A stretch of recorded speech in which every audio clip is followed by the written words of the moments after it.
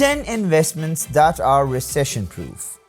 By August 2023, we'll be in the middle of a recession. It's already here. You're just not feeling it yet. 72% of economists expect recession by the middle of next year.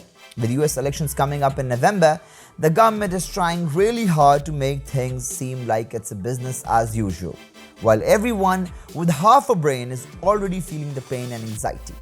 We had a pandemic, a war, the highest inflation rates in recent history, the fall of China's biggest real estate developer, and supply chain issues all around the world. The bill is due, your mortgage or your grocery basket has almost doubled in the past 2 years, while your salary barely saw a 5% bump. Watch until the end of this video for your opportunity to get ready. Here are 10 investments that are recession proof.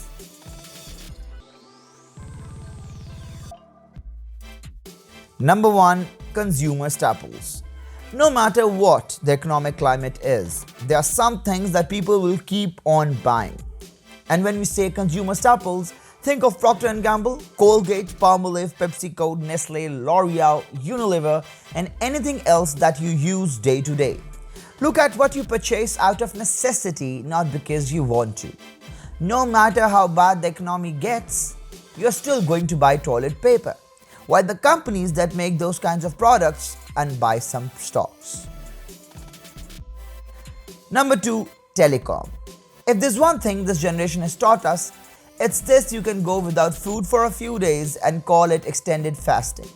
But don't you touch my internet. Telecom is growing at almost 10% year over year, and we are more dependent on it than ever. When the recession hits, many people in traditional roles will be left out of a job and will try to shift to other job prospects. Work from home is becoming the norm in a recession.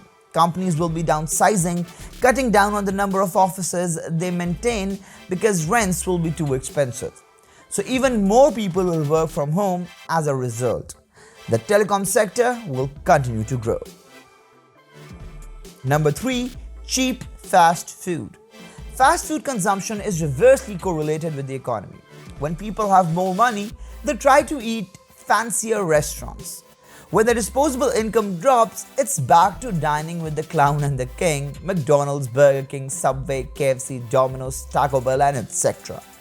They all do well in the recession. You know what won't do well? The fast food joints selling $15 burgers, delivery services will also be affected.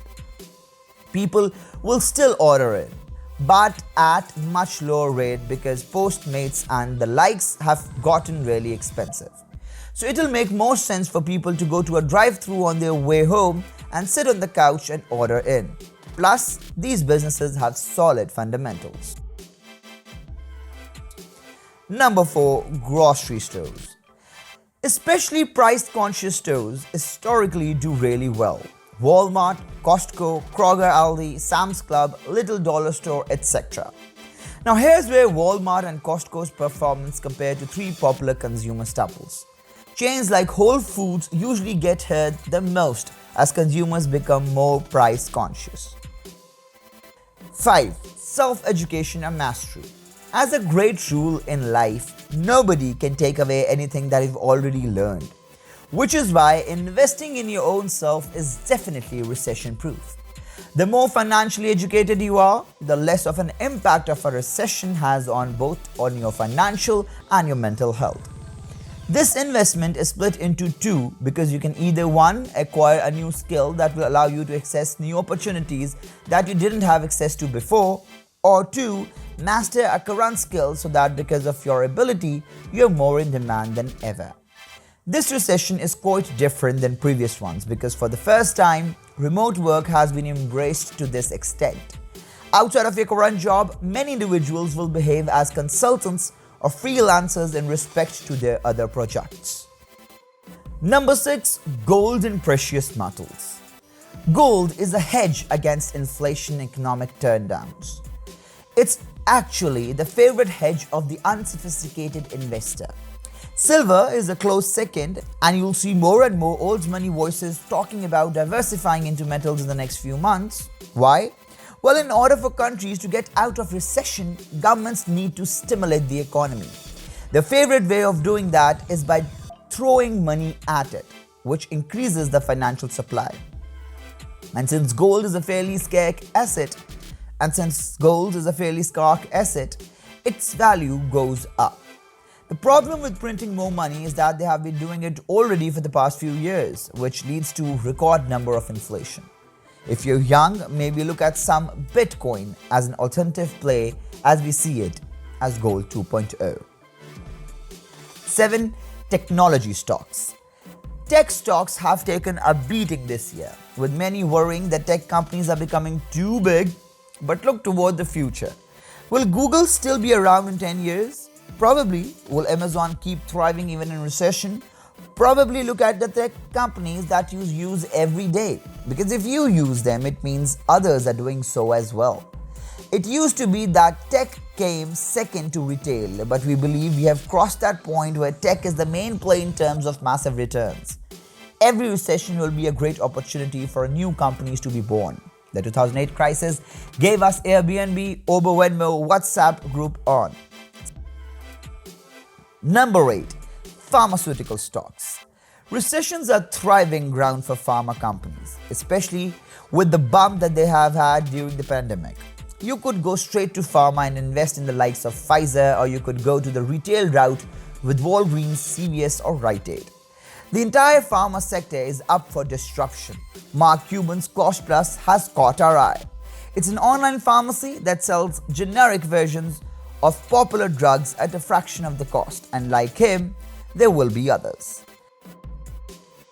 Number 9. Are you ready?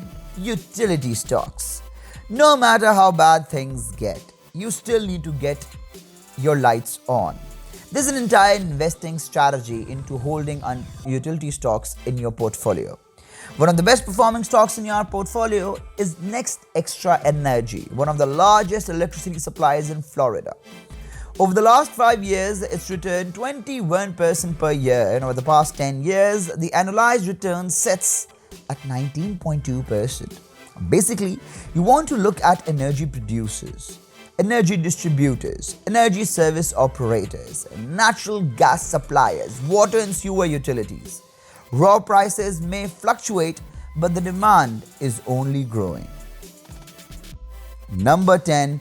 Blue chip art. This might come as a surprise to most of you, but art, especially good art, is one of the best ways to protect yourself during recessions.